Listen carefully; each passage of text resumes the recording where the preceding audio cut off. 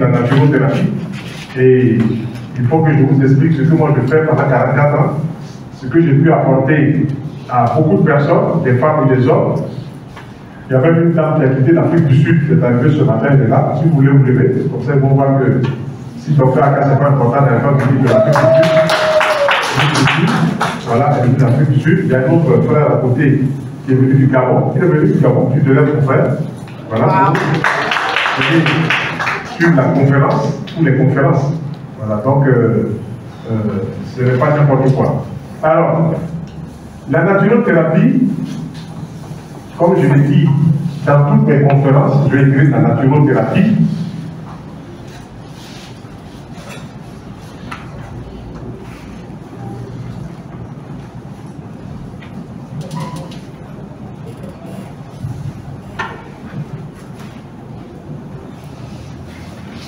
A fait l'objet d'études sérieuses dans certains hôpitaux français et européens. Au Canada, on parle de naturothérapie. Aux États-Unis, on parle de naturothérapie. En Angleterre, on parle de naturothérapie. Pourquoi? Parce que des médecins qui, à un moment dans leur vie, ont rencontré des problèmes de santé, se sont tournés vers d'autres choses pour savoir qu'est-ce qu'ils peuvent faire. Et donc, qu'est-ce qu'ils peuvent faire? Ils sont allés chercher des Français, des Belges, sont allés chercher du côté des Portugais, sont allés chercher du côté de l'Angleterre, du côté des États-Unis. Ils ont appris des choses. Et puis quand ils sont revenus maintenant, ils ont commencé à pratiquer toutes ces choses-là. Quel que soit le nom qu'on donne, c'est la même chose qui est là. On emploie des termes différents, mais c'est la même chose qu'on dit. Et puis, chemin faisant, 10 ans, 20 ans, 30 ans, 40 ans, ils sont obligés de faire connaître cela. Et un grand professeur d'une université en France, Paris 13, faculté de médecine Paris 13, professeur Pierre Cornillot, lui, il a décidé de réunir tous ces gens-là.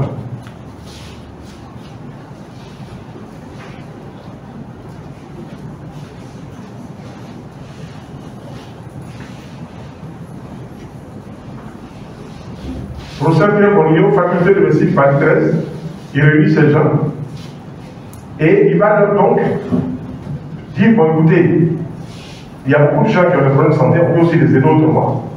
La médecine, ce n'est pas seulement la médecine des hôpitaux, mais il y a aussi la médecine naturelle, il y a aussi la médecine traditionnelle. Donc il faut qu'on fasse quelque chose. Et pendant un an, il a travaillé avec ces médecins aguerris, ces médecins qui sont dans la médecine naturelle depuis 10 ans, 20 ans, 30 ans. Il dit, mettez quelque chose en place, qu'on puisse enseigner ça sur 3 petites années à tous les médecins qui n'ont jamais fait de médecine naturelle. Et c'est comme ça qu'ils ont travaillé et puis ils ont sorti l'enseignement. Ils ont appelé ça naturothérapie. Donc la naturothérapie, c'est d'avoir un ensemble de techniques naturelles diversifiées. Dedans, on parle de manger, donc on dit on peut se soigner par les aliments. Bromatothérapie, on peut se soigner par les aliments. Bromato, et on met thérapie à côté, les soins. On peut se soigner par les aliments. Bromatothérapie. On peut se soigner par les plantes médicinales, phytothérapie.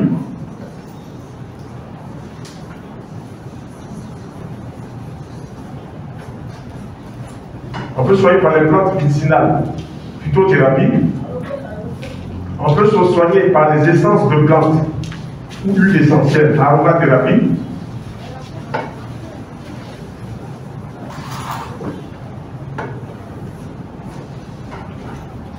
On peut se soigner par l'argile, argilothérapie.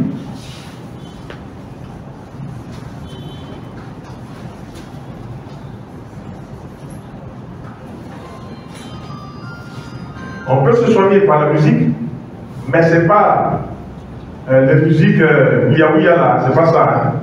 Musicothérapie, c'est des musiques bien précises qu'on utilise pour faire pousser les plantes, pour permettre aux vaches d'avoir du bon lait, pour permettre aux poules d'avoir de bons œufs, pour permettre aux hommes de bien dormir, pour permettre aux enfants d'avoir un esprit calme. Par exemple, dans les cas d'autisme, où l'enfant a du mal à s'exprimer, ou même qu'il ne parle pas, En lui faisant écouter ces musiques appropriées, là, le cerveau va s'apaiser et la personne va commencer par retrouver son équilibre avec une bonne alimentation, bien entendu.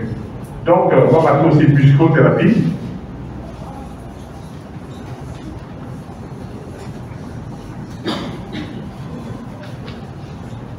On peut aussi se soigner par les couleurs. Il y a les couleurs vives, il y a les couleurs apaisantes, il y a les couleurs qui attirent, il y a les couleurs qui n'attirent pas. On dit chromothérapie, se soigner par les couleurs. Chromothérapie.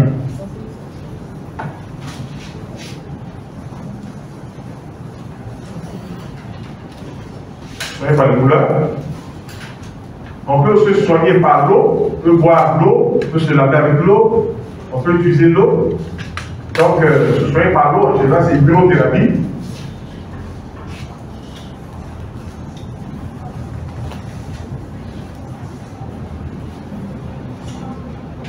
Maintenant, l'eau a plusieurs facettes. Quand on va utiliser l'eau en excès, on dit balnéothérapie, on se soigne par les bains. L'eau, c'est toujours de l'eau, mais ça n'a pas la même orientation que quand on boit de l'eau. Donc, balnéothérapie, on se lave par de l'eau, mais en externe. Il y a des bains chauds, il y a des bains froids, on peut utiliser ça. On dit balnéothérapie.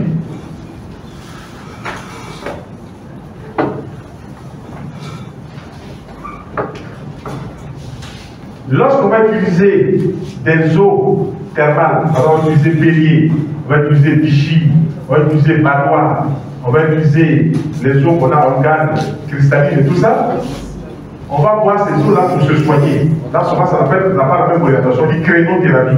Donc, l'utilisation des eaux thermales à des fins thérapeutiques, on dit crénothérapie. C'est toujours l'eau, mais ça n'a pas la même direction.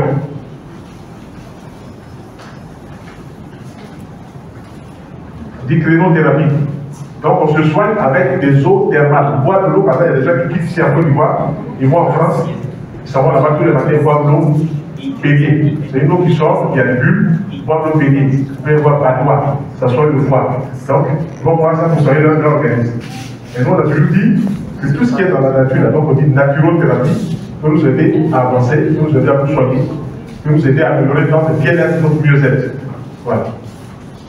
Et puis, ceux qui vont utiliser l'eau de la mer, c'est toujours de l'eau, mais c'est l'eau de la mer, on ne dira pas l'eau de la mer, on dira thalassothérapie. Parce que le grec thalassa veut dire la mer, et puis on met thérapie à côté, soin par la mer. Donc on dit thalassothérapie.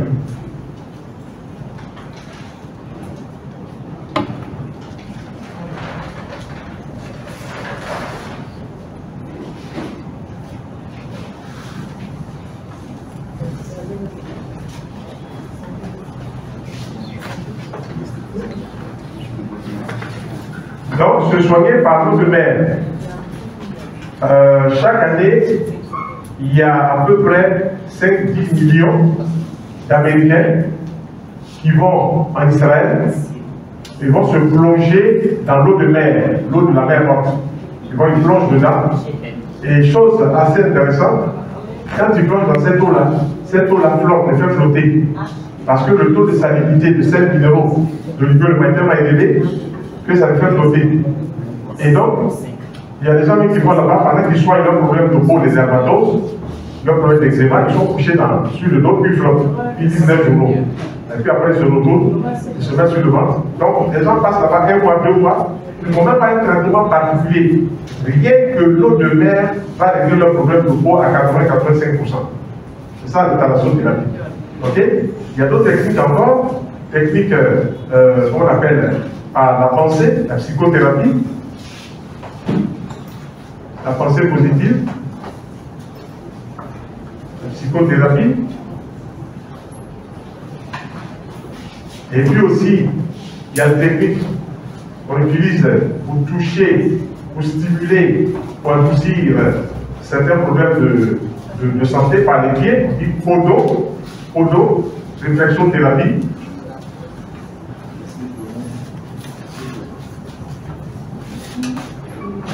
Puisque sur la plante des pieds, tous les organes du corps sont représentés sur la plante des pieds. Et comme tous les organes du corps sont représentés, lorsqu'on va toucher ces parties-là, on va toucher par réflexe l'organe concerné. Il y a un monsieur comme ça qu'on nous avait emmené, enfin, qu'on nous avait passé devant notre cabinet, quand on était dans un quartier d'Abidjan, Ensuite, il passait dans notre cabinet et je le voyais assez corpulent, il était assez lourd. Je faisais peut-être 1m60, même de 100 kg, c'était lourd. Et j'ai dit à mes collaborateurs, celui-là, c'est pas bien. Il va lui arriver quelque chose un jour. Je ne suis pas de vrai, mais il va lui arriver quelque chose. Et puis l'ironie du sort, soit il passe juste à la limite de notre cabinet, il tombe comme quelqu'un, on jette un caillou, il tombe comme ça. Voilà, il tombe. Nous, on l'attrape, on le soulève, je le regarde dans notre bureau à côté.